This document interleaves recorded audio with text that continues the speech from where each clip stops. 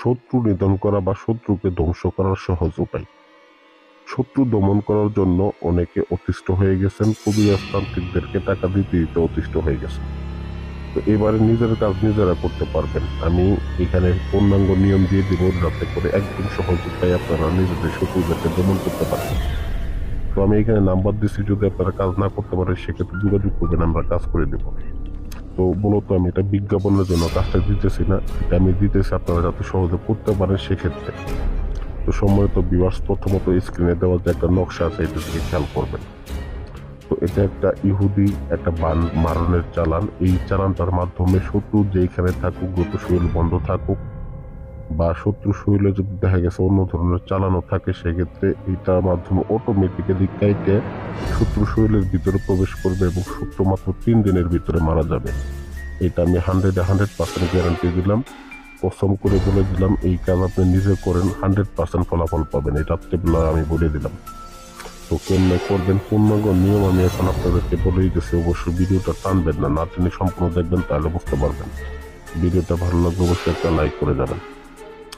স্ক্রিনের ভিতরে দেখেন আমি একটা নকশা নিয়েছি, কিছু তাবিজ নিয়েছি, একটা পুতুল নিয়েছি, এবং কি পাশে দেখেন এখানে আমার কামসিঁদুর রয়েছে।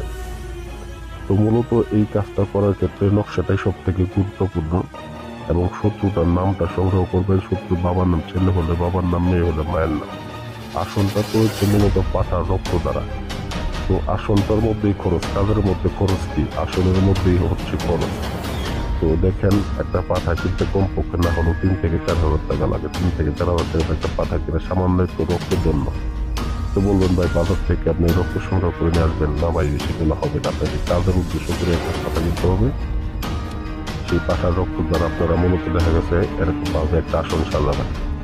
তো আসন সাজানোর পরে পরিশেষে ভিউয়ার্স, আপনারা এই নকশাটাকে নেবেন, কামসিঁদুর দ্বারা নকশাটাকে অঙ্কন করবেন একটা কাগজের ভিত্তি, অন্য কোনো জায়গায় না, কাগজের ভিত্তি অঙ্কন করবেন।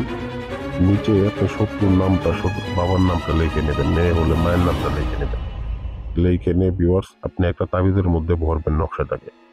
ভরে একটা পুতুল নেবেন, সেই পুতুলের মধ্যে আপনারা সেই নকশাটাকে ভরে নেবেন। মনে রাখবেন কাজটা করার ক্ষেত্রে সাহস রাখতে হবে।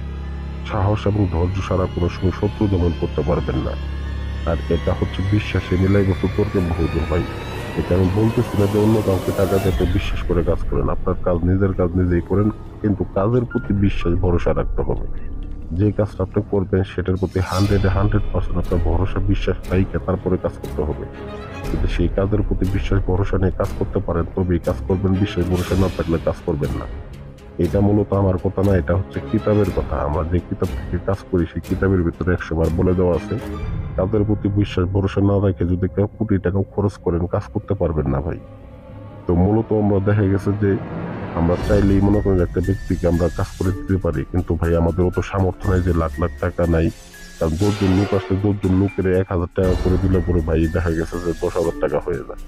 তো যাই হোক, আপনারা নিজেদের কাজ নিজেরা খরচ করে করেন। তো কেমনে করবেন আমি আস্তে আস্তে বলে দিতেছি।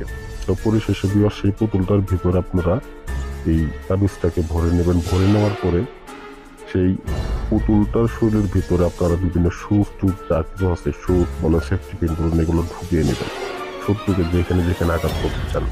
আর যে পাঠার রক্ত আপনি কিনেছিলেন, পাঠা কিনেছিলেন, সেই পাঠার রক্তটা সেই পুতুলের গায়ের মধ্যে আপনারা লাগিয়ে নেবেন। তো লাগিয়ে নেওয়ার পরে আপনার যে কাজ সেটা হচ্ছে শরীরের ভিতরে, এই পুতুলটা শরীরের ভিতরে কিছু মাসকালাই, যে মাসকালাই, ভাজা মাসকালাই কিছু ঢুকিয়ে নেবেন। তো ঢুকিয়ে নেওয়ার পরে এটা পরিশেষে আপনি যাবেন কবরস্থানে।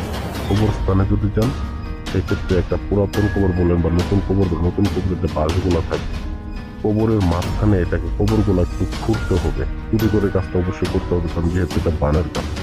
খুঁড়ে এটাকে দেওয়া, এই পুতুলটাকে কবরের মধ্যে ঢুকিয়ে দিয়ে ঝুলন্ত অবস্থায় রাখতে হবে কবরের ঠিক মাঝখানে।